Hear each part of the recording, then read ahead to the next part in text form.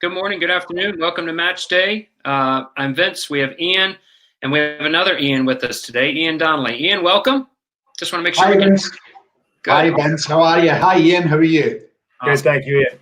Good, thank you. Hope everyone enjoyed their day off, and Ian and I got our little recovery in. But thank you all so much for joining us. Ian Donnelly, thank you so much for being on, all the way from Scotland. And you got the halo in the background too above your head, so it's wonderful. But if for those that have taken any of our courses recently, Ian Donnelly is typically a guest at our national coaching schools, the week-long ones, and he usually presents on match analysis.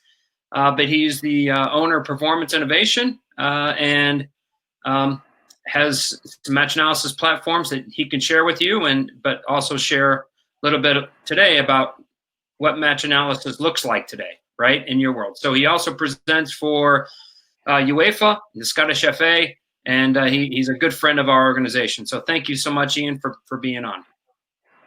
Thanks, Vince. Ian, thanks for inviting me. Much appreciated. Thank you. You're welcome. Great. You're welcome.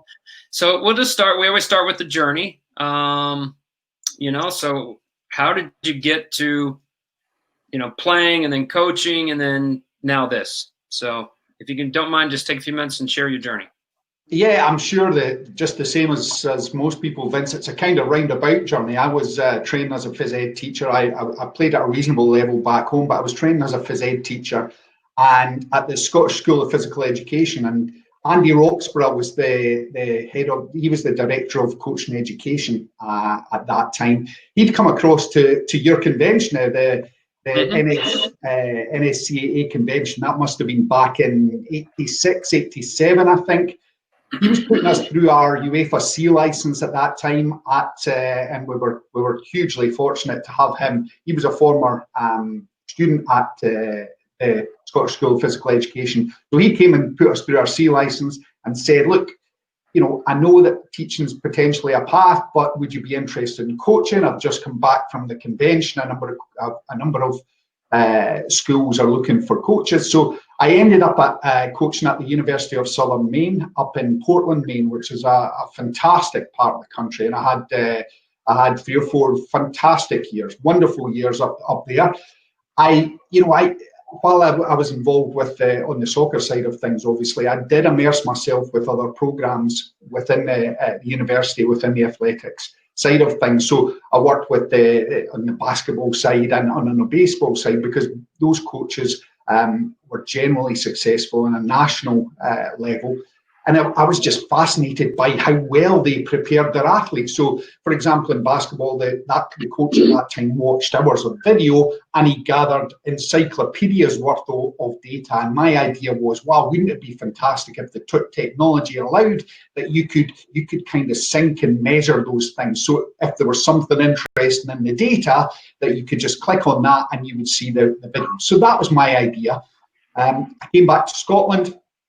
I coached back in Scotland, and then the technology evolved, and I met a software engineer by accident at an evening social one night, and I said to him, look, here's my idea. So we put together the initial bits of software. So way back in 1994, 95, our first technology was the world's first interactive video technology at that point.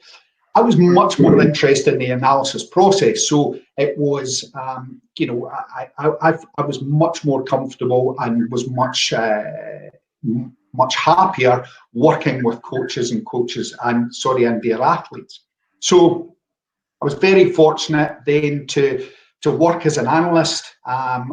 I set up a business, and we had analysts that went round the world with different Olympic programs and professional athletes and their coaches, and it was a fantastic time. And that was when performance analysis was really just beginning to be understood to be having a crucial role. We're now at the point, obviously, where analysis is seen as invaluable in terms of the development process, not just of individual players, but of teams. And it's really integrated into soccer now. But that background, that experience, I worked with some of the best coaches in the world over a whole range of sports, and worked with some amazing athletes, world champions, Olympic champions.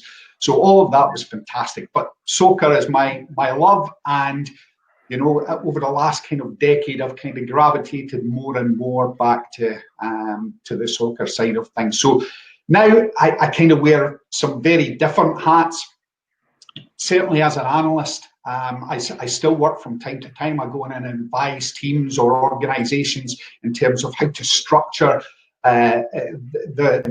your coaching development structure, which is always great. And obviously, I'm still involved in the technology side. So back, obviously, the technology has evolved significantly, massively since way back in 1994, 1995. It's to the point now where there are so many wonderful, incredible tools out there to help coaches. So that in kind of 2 or 3 minutes, that's my roundabout journey. Very good. Thank you. And the software that you use for our courses is Focus, right? And do you want to talk a little bit about that? I don't know if you can share your screen and.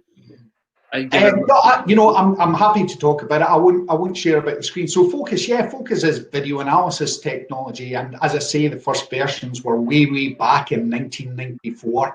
It's evolved and developed now. So Focus essentially allows coaches to bring video in and tag up that video based on a chosen template, and then they can look at things interactively. So whatever it is that you were interested in looking at, you can then say, okay, I want to look at every time that this happened or every time that happened. It's interesting though, the way the technology is going, it's now moving into the cloud technology is becoming more and more important there because of the ability to share. That's the fantastic thing about cloud technology is now we don't need to have software solutions on our laptops or on our iPads or whatever it is. It kind of rests in the cloud. It sits in the cloud now. So that's great.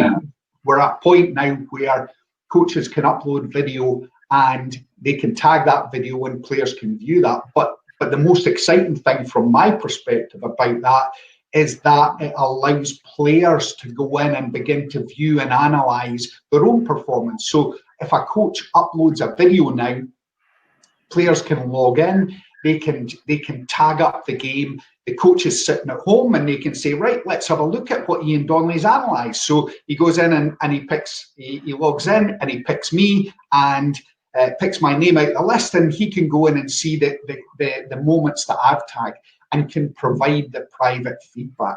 Because all of this really, Vince, is driven by feedback and our understanding now of just the importance of feedback.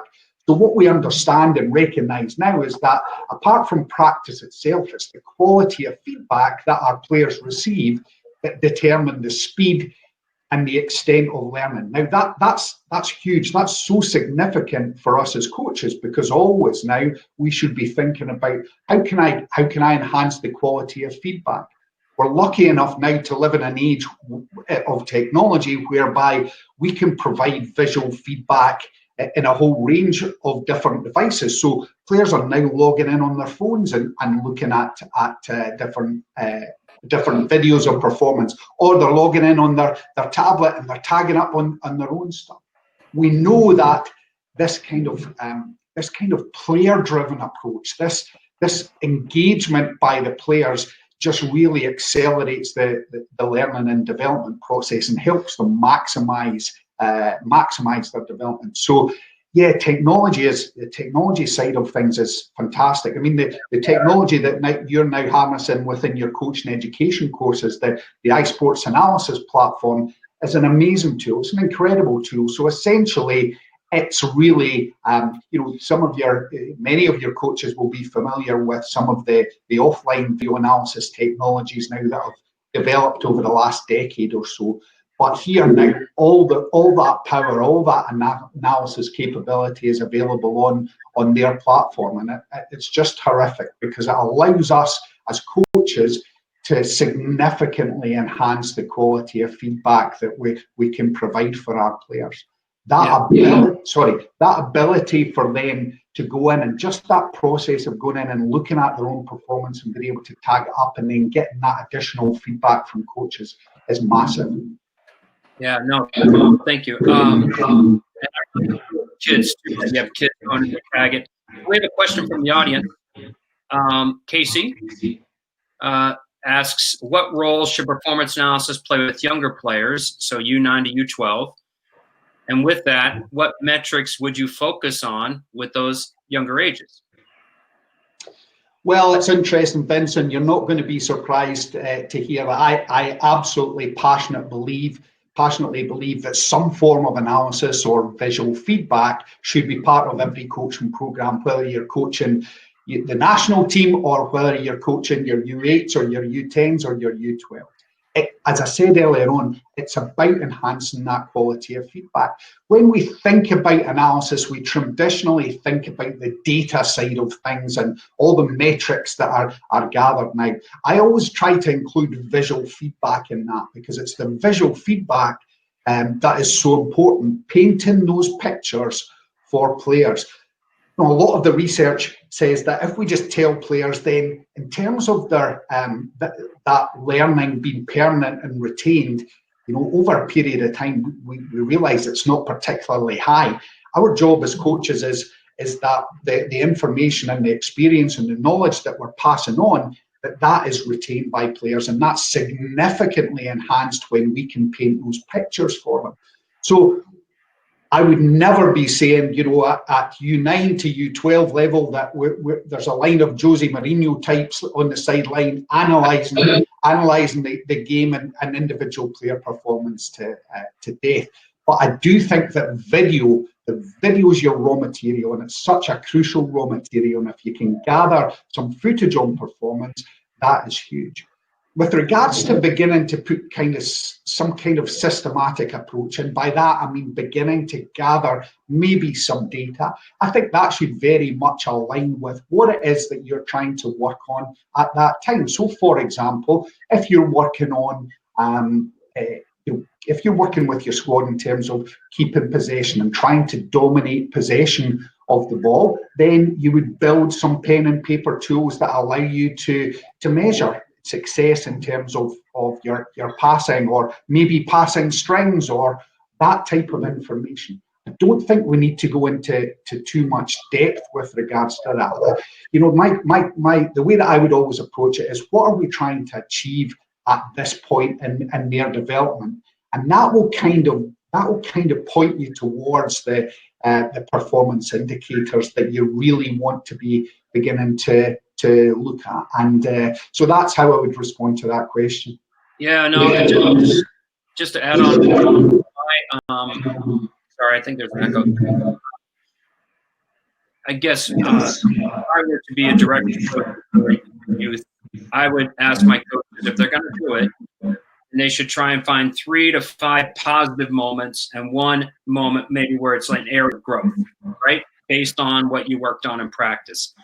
So just more positive moments. Hey, this is what we did really well. Here's 3 examples. Here's one that we can get better at. And that would be, I think we don't have to worry about, touches in the middle third and touches lost and all that stuff. So that's just my 2 cents. So Coach Barker, do you have without wanting to flog a dead horse, I think one of the things I've learned with all of this, be it coaches analyzing or players analyzing, we have the ability to have all these metrics, but we collect too much and we don't know why and we don't use it. So, for example, if I was, to Casey's question, if I was asking a group of 9s through 12s to look at some footage and give me feedback, I might say, look at the way you played and pick 2 good things and 1 thing you'd like to do better. Or if you're observing, maybe I give you some US men's national team, identify the player that plays in your position and give me 1 or 2 things. We may be able to layer in more, but we overwhelm people. So Ian, one of the questions I have, because we've covered a lot of the content, we want to be very clear about the distinction between coach analysis of performance and player analysis, which is really interesting because now we can get our players to do that. We've gone from pandemic to back to play, and we've inundated the kids with, most of us have inundated them with some sort of Zoom and all this kind of stuff. My hope is that out of this, we've learned how to use this virtual environment, and we can now supplement our traditional back to play environment. So for example, if I was previously doing 3 in-person training, I might now go to 2 and come back into the analysis space, right? So what do you think the potential positives coming out of the pandemic could be, and the implications for a different type of player, and how we as coaches could maybe help them with using technology? Well, what's interesting, Ian, is that this has produced a situation whereby players have probably watched more video over the last kind of 3 or 4 months than they have at any point. So I think that that's really, really important. I think that from a coaching standpoint, we now understand that, you know what, we can use technology way better to get our messages across here. I talked earlier on about the idea, a kind of a more of a player-driven approach to analysis, and I just think that is so vital. It'll be the area of analysis that I think will explode over the next 2 or 3 years, because we now understand that, you know what, we can make this available. There are tools out there that are very accessible, easily used, that allow players to go in and look at their performance and tag up those things.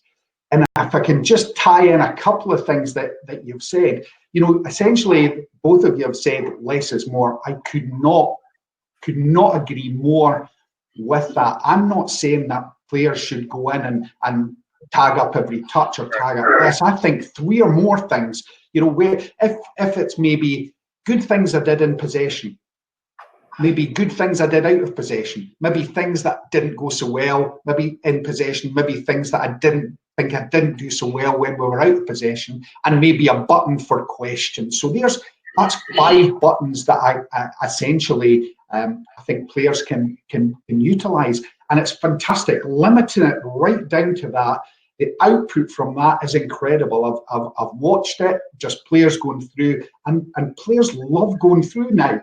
They love watching themselves use it, in the game, but being able to tag up those moments. Yeah. From a mental perspective, hugely important, but for parents as well, it's great. They see their child developing. Coaches love it. Why? Because what we're tending to see, that the messages, that the feedback we're getting from coaches that are going through this process now, is that decision making is enhanced, is improving.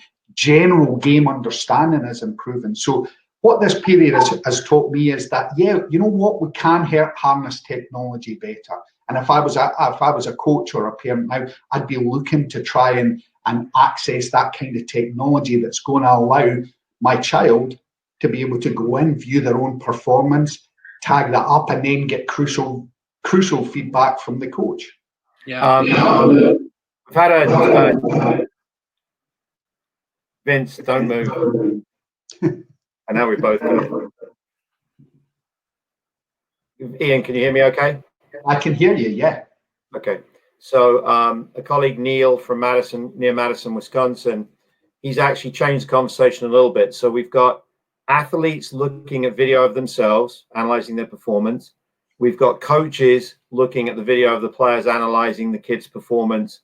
And now one of the innovations that Vince and I have put into the coach education program with your help, which was not somewhere I was going to go today, is the final assessment for us in our courses now is the coach submits a video of him or herself coaching. And for many people, that's the first time they've ever seen themselves. And there's a lot of light bulbs going on. So can you just talk, I mean, you've worked with international coaches in rugby and football and hockey at the highest levels, and also grassroots like Vince and I work with. What is a typical experience for the coach who sees him or herself on camera for the first time? Well, it's really interesting. I'm speaking to a group. I was speaking to the UEFA A license group this week, and I was talking about looking at their own coaching behaviour, because you're absolutely right. And if we think analysis is important and enough that we should be analysing our players, then we should turn the camera around and look at our own performance. And what's fascinating is that the process I try to get them to go through is the first thing that you look at your own performance. Don't try and analyse everything. What to do is just get a notebook down there and watch the video. You've got somebody to video you, just sit down and watch it. And as things happen, you're noticing things, you'll be writing them down. Now, most of us are appalled at the way that we look, or our tendencies, or how we coach, or our body language. It's not it's not something that we're entirely comfortable with doing, which may be a reason that so few coaches do this, but it's so valuable. Looking at your own coaching behavior is so valuable. The process then, the idea then about, okay, look through these notes, and you maybe have 8 or 10 things that you've thought, oh my goodness, how on earth, why? So the key then is to whittle it down to maybe 1 or 2 things, and then work out some strategies in terms of trying to evolve that and develop that and adapt that, so that maybe the weakness that you're seeing becomes a strength. When I'm working with groups of coaches on coaching behaviour, I tend to say, look, you should be looking at your performance, at least 3 or 4 times over the course of a season. And you should do it both within the practice environment and the game environment, because they're the 2 places that we work. So it's really, really interesting. You get coaches looking at their performance for the first time, and it's, oh my goodness, wow. But you're right, those light bulb moments, it is those I can't believe I'm doing that, I can't believe I'm saying that. But it's that visual feedback again that is so powerful, and that's the driver of change for us. So I'll share a story of being filmed myself, and then I'll turn it back to you. So at convention they film me, so I get an hour video each January of myself. And the first thing it teaches me is to go to the gym and lose a few pounds, because it's right post Christmas and I'm wearing skin tight Adidas. So that's the first thing I learned. But it really helps with the use of language, with your movement around the session, with the perspectives that you take. So I'm really excited that we've put it into the coach education space, because as opposed to the traditional, you get 20 minutes and I'm writing notes and then we argue about it later, that video that the coach takes with his or her own players is 100 times more valuable to them, and it gives Vince and I something to give them really powerful feedback on. So I appreciate Neil in Madison bringing that up, because that's a good observation. Vince, I'll turn it over to you to wrap. No, thank you. Ian, can you hear me? Yes, I can. Okay, good. Sorry, I put my headphones on. Hopefully the feedback will stop. So Casey, by the way, asks another question, and the question is, do you need a high-level sports camera, right, to capture video, or can you just work with a simple cell phone and or an iPad, for example, for your platforms? I think any way that you can gather video. I think now we're now at a stage where your phone's probably got as good a camera as anything out with the professional broadcast cameras. So use your phone.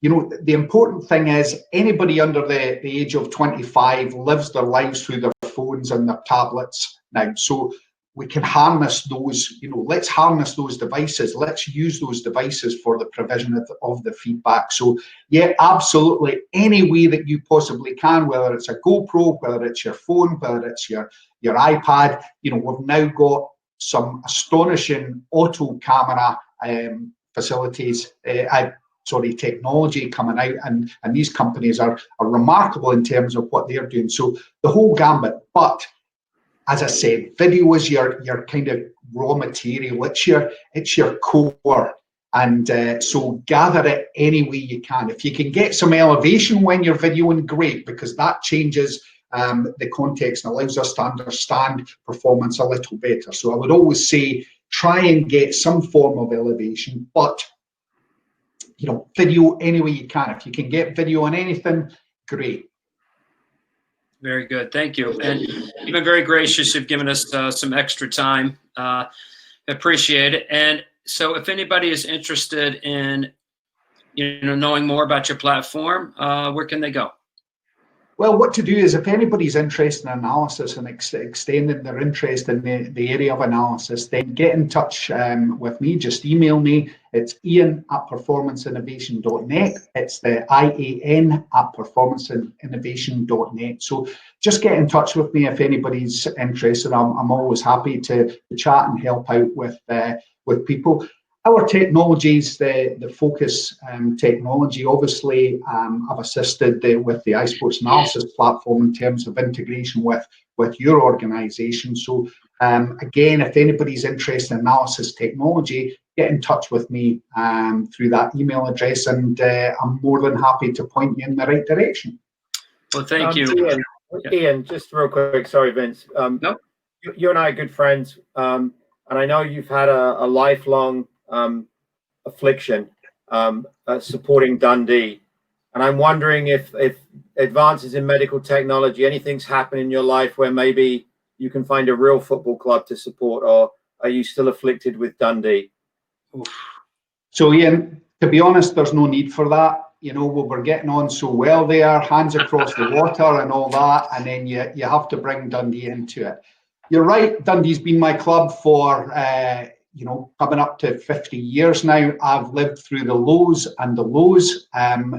We aspire to mediocrity, but if we ever get there, I'll tell you about it. We're actually in the championship just now, which is the league below. We've got a pretty good team. This is the year. If they start playing football again, I think if they limit our season to maybe 3 or 4 games, I think we're in with a shout. This could be our year. Okay. Ian Donnelly, thank you so much for being on, and everybody on the other end, thank you so much. And later this afternoon, we're going to have Jay Entlick from Columbus State. He's going to talk a little bit about he's going to show just some ideas that he's done with his team, and also a little session on recoverability, being down from a goal. So again, Ian, thank you so much, and we'll see each other soon. But again, God bless and stay safe. Wonderful. Both of you, thanks very much for inviting me on. I appreciate it. Thank you. Thank you. Thanks.